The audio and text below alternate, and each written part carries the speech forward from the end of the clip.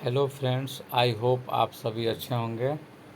दोस्तों, जैसा कि अब सब एग्ज़ाम हो गया है एनटीपीसी अंडर ग्रेजुएट वाला, और उसके बाद अब आप लोग सोच रहे होंगे कि क्या करें। तो सोचना कुछ नहीं है। अभी ग्रुप डी का एग्ज़ाम डेट आ गया है, उसके बाद एनटीपीसी सीबीटी 2 भी है। तो आप अपने तैयारी में लगे ही रहें, थोड़ा कम ही पढ़ें लेकिन कंटिन्यूटी बनाए रखें और मेरे साथ प्रैक्टिस करते रहें। ठीक है, तो चलते हैं पहले क्वेश्चन पे। क्वेश्चन है कि यदि किसी संख्या का 25% 60 है तो वह संख्या कितना होगा। तो संख्या अपने आप में 100% होता है। 25% का वैल्यू दिया हुआ है 60, तो हमको 100% का वैल्यू बताना पड़ेगा। तो 25 में कितना से मल्टीप्लाई करेंगे, 4 से, यानी कि 60 में 4 से मल्टीप्लाई करेंगे तो आंसर आ जाएगा कितना, संख्या बराबर 60 इंटू 4 यानी 240। Option C correct. ठीक है, समझ में नहीं आएगा तो कमेंट ज़रूर करना है, या बेसिक से बताएं या लिख कर बताएं। ठीक है, चलिए अगला क्वेश्चन।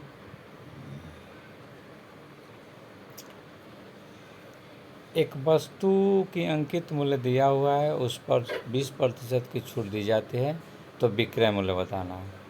तो 20% छूट दे दिया तो कितना बचेगा, 80% में। तो 800 का 80% निकाल देंगे। विक्रय मूल्य यानी एसपी कितना, 800 गुना 80 बटा 100, यानी आगे कितना, 640 रुपये। ठीक है, ऑप्शन बी करेक्ट। नेक्स्ट, किसी परीक्षा में एक विद्यार्थी ने 120 में से 96 अंक प्राप्त किया है, तो प्राप्त प्रतिशत बताना है कि कितना प्रतिशत उसका मार्क्स आया। तो कैसे निकालते हैं, तो जितना आया बटा में टोटल मार्क्स इंटू 100। तो इसका परसेंटेज मार्क्स कैसे निकालेंगे, परसेंटेज मार्क्स बराबर 96 डिवाइड करेंगे कितना से, 120 इंटू 100। 1 से 1 चल जाएगा, 12/96, यानी 80% नंबर इसका है। Option C correct. ठीक है, चलिए नेक्स्ट क्वेश्चन।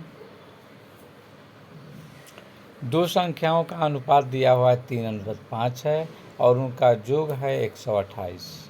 तो बड़ी संख्या बताना है। अनुपात में दिया हुआ है 3:5, तो दोनों को जोड़ेंगे तो टोटल हो गया 8। 8 का वैल्यू कितना है, 8 का वैल्यू है 128। तो बड़ी संख्या यानी हमको 5 का वैल्यू निकालना है, तब पहले 1 का वैल्यू निकालेंगे। तो 128 में 8 से क्या करेंगे, डिवाइड कर देंगे। कितना बार में जाएगा, 1, और उसके बाद 6, यानी 16 बार में। तो हमको निकालना है कितना, बड़ी संख्या। बड़ी का वैल्यू कितना है, 5। तो 16×5 = 80। Option C correct. ठीक है, चलिए आगे देखते हैं नेक्स्ट क्वेश्चन। एक ट्रेन 60 किलोमीटर प्रति घंटा की गति से चलती है, तो 3 घंटा में बताना है। तो 60 किलोमीटर प्रति घंटा यानी 1 घंटा में 60 किलोमीटर, था 3 घंटा में 60 इंटू 180। 60 इंटू 3 करेंगे तो कितना आएगा, 180। Option D correct. ठीक है, चलिए हम सोचते हैं कि जितना कम समय में ज़्यादा क्वेश्चन बना दें ट्रिक के माध्यम से। अगर आपको बेसिक चाहिए तो कमेंट ज़रूर करें। ठीक है, चलिए नेक्स्ट क्वेश्चन।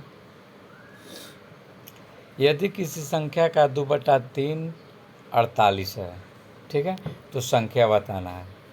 तो क्या करेंगे, संख्या का 2/3 कितना दे रहा है, 48। तो ये 2 से चल जाएगा कितना बार में, 24 बार में।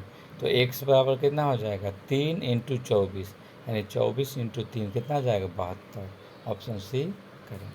ठीक, नेक्स्ट, किसी वस्तु को 240 रुपया में बेचकर 20% का लाभ होता है, ठीक। तो वस्तु का क्रय मूल्य निकालना है। तो अगर लाभ प्रतिशत दिया रहता है तो सीपी निकालते हैं कैसे, तो विक्रय मूल्य गुना 100, अब बटा में लाभ है तो 100 में जोड़ देंगे 120, ये 2 बार में चल जाएगा, यानी 200 रुपया में उसका क्रय मूल्य था। ठीक है, तो ऑप्शन सी करेक्ट। ठीक है, नेक्स्ट, आयत की लंबाई 20 मीटर, चौड़ाई 15 मीटर, तो क्षेत्रफल बताना है। तो आयत का क्षेत्रफल सिंपल कितना होता है, लंबाई इंटू चौड़ाई। लंबाई कितना है 15, चौड़ाई है नहीं, लंबाई 20 है, चौड़ाई 15 है, दोनों को मल्टीप्लाई कर दें कितना आ जाएगा 300। ठीक है, ऑप्शन सी करेक्ट। नेक्स्ट है, साधारण ब्याज पर 2 वर्ष में 1000 रुपये पर 10% वार्षिक दर से ब्याज बताना है। तो ब्याज बराबर क्या होता है, मूलधन गुणे समय गुणे दर बटा में 100। आइए निकालते हैं ब्याज यानी सिंपल इंटरेस्ट, 1000 इंटू 2